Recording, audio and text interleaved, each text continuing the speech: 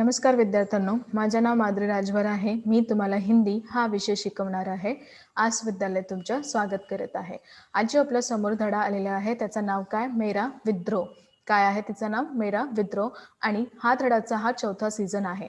पहिला किंवा दुसरा किंवा तिसरा सीझन मध्ये आपण बघितले धडा यांच्या स्पष्टीकरण. आता आपण बघणार आहे काही शब्दात किंवा काही प्रश्न किंवा उत्तरे. तर चला बघून घ्या. बघा, तुमच्याकडे आता शब्दात आलेला आहे हिंदीतून हिंदी आणि मराठीतून. पहिला काय आहे? मटर गस्ती म्हणजे मौज में घूमना आणि इथे म्हणजेत राहणार. काय आहे? म्हणजेत राहणार आहे. सिलसिला म्हणजे कर्म आणि इथे कर्मा दिलेले आहेत. युक्त म्हणजे मिला आणि इथे भेटले आहेत. दबदबा म्हणजे रोब आणि इथे दाब आणि इथे दबाव दिलेले आहे. तर अजून काय आहे बघून घ्या.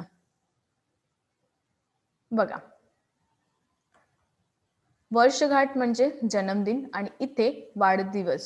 किलकिलाना खुशी में चिल्लाना आणि इथे आनंदाने ओरडा.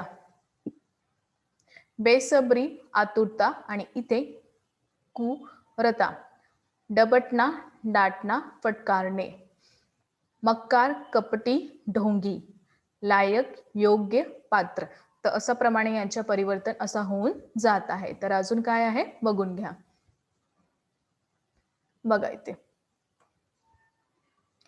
कतराना म्हणजे बचकर निकलना आणि इथे बाहेर पडले. आवेश म्हणजे क्रोध आणि इथे राग. कातर म्हणजे दुखी आणि इथे दुखी.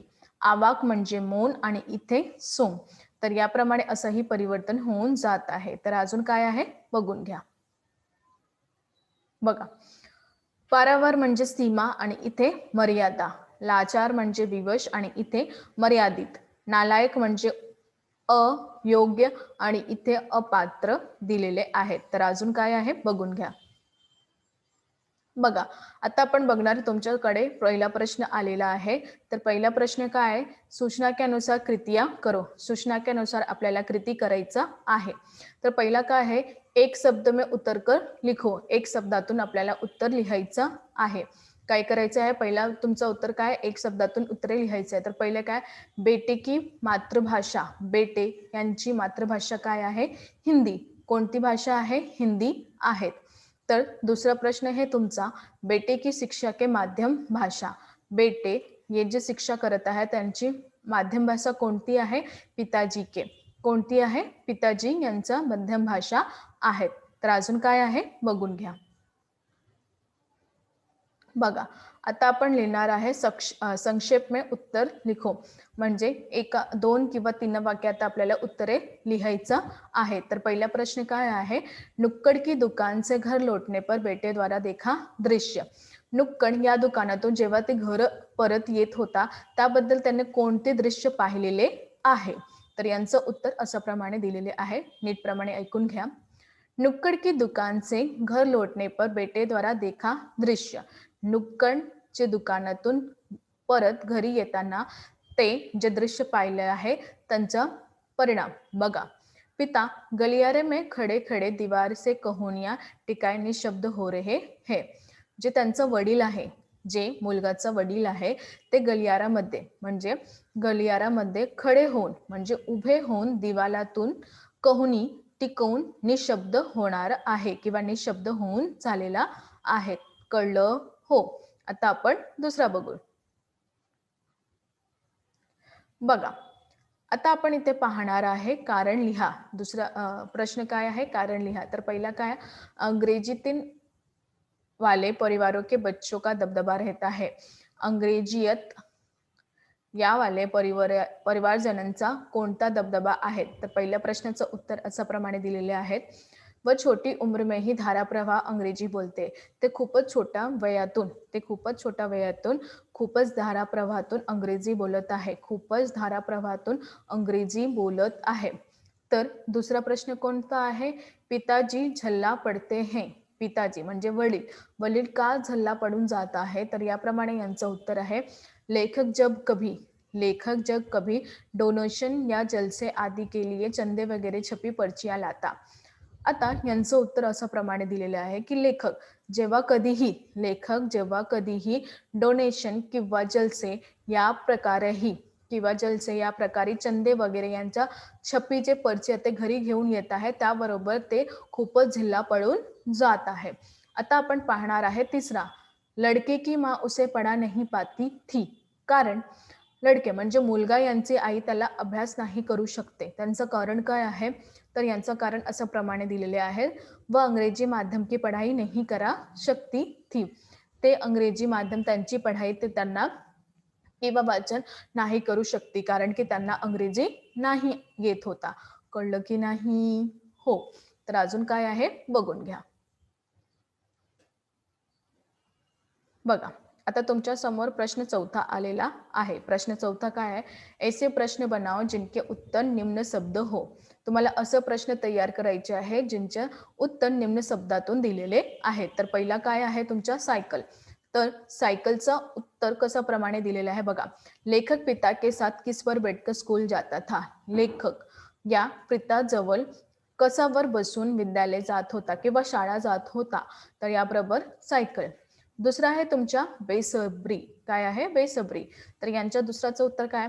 लेखक रमन की वर्षगांठ का इंतजार कैसे कर रहा था. लेखन हे रमनच्या वर्षगांठ म्हणजे वाढदिवसाचा इंतजार कसा प्रमाणे करत होता. तुमचा दुसरा प्रश्न पण झालेला आहे. आता आपण पाहणार आहे तिसरा, छप्पी पर्चियां. लेखक डोनेशन या जैसे आदि के लिए चंदे वगैरह क्या लाता था. तर याप्रमाणे तिसरा प्रश्न आहे तुमचा की लेखक डोनेशन किंवा चंद हा वगैरेतून काय घेऊन येत होता.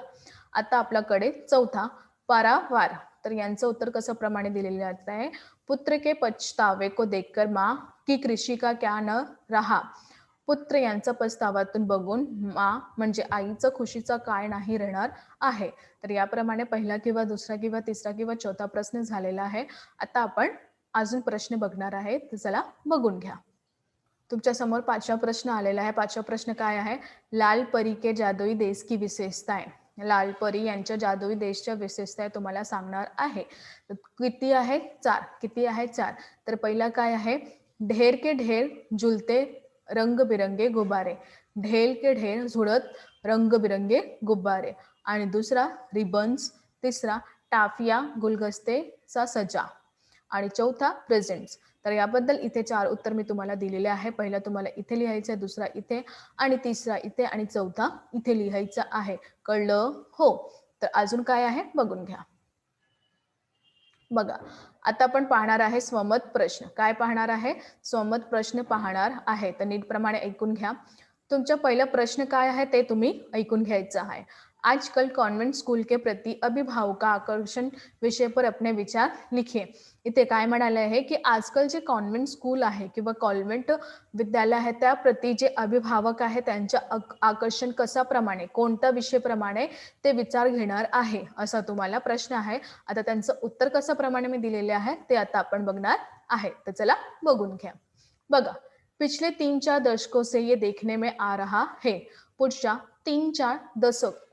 3-4 दशक बद्दल आपण हे पाहत आहेत की मध्यवर्गीय हर माता पिता अपने बच्चों को कॉन्वेंट स्कूल में ही पढ़ाना चाहते हैं. जे मध्यवर्गीय पालक आहे, जे मध्यवर्गीय पालक किंवा आई किंवा वडील आहे, जे आपल्या मुलांना कॉन्वेंट विद्यालय किंवा कॉन्वेंट शाळा यामध्ये पढ़ावणार आहे. विभिन्न कारणों से हमारे देश में अंग्रेजी भाषा के बढ़ने प्रचार के कारण हर व्यक्ति अपने बच्चे को अंग्रेजी के अच्छे स्कूल में पढ़ाना चाहता है.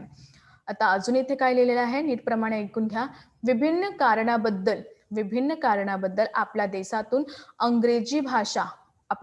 अंग्रेजी भाषा त्यांचा प्रचार, त्यांच्या खूपच मोठ्या प्रमाणे प्रचार वाढत जाणार आहे. याबद्दल ही लोक जो आहे, जे व्यक्ती आहे आपल्या मुलांना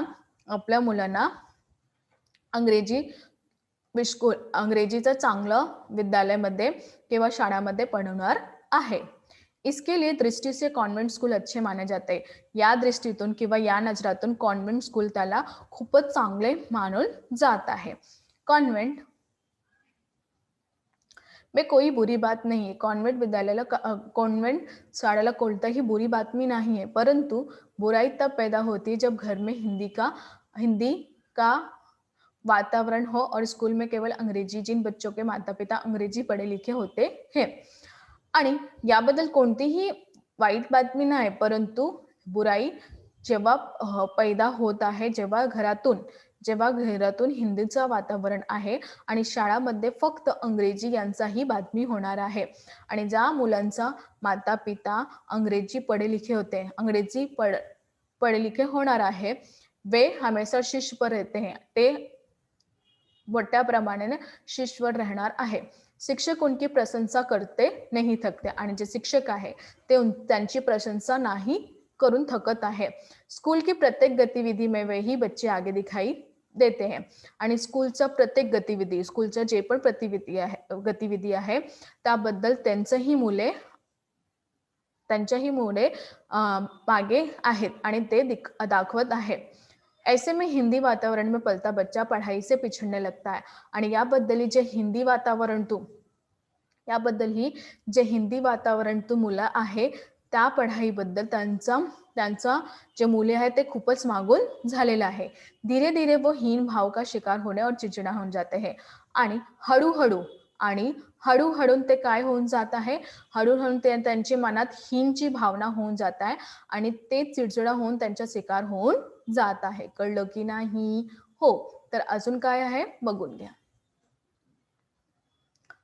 तर आज आम्ही शिकलो की कशाप्रमाणे या प्रश्नाचं उत्तर लिहायचं आहे आणि एक स्वमत लिहायचं आहे. स्वमतबद्दल तुम्हाला आणखीन काही जाणकारी आहे तर तुम्ही लिहू शकतो. तर याप्रमाणे आज आपला प्रश्न उत्तर किंवा शब्दात झालेला आहे आणि कारण लिह बी दिलेले आहे. एका शब्दातून उत्तरं पण दिलेली आहे. तर हा सगळं तुम्हाला व्यवस्थित नीटप्रमाणे ऐकून घ्यायचं आणि लिहून घ्यायचं.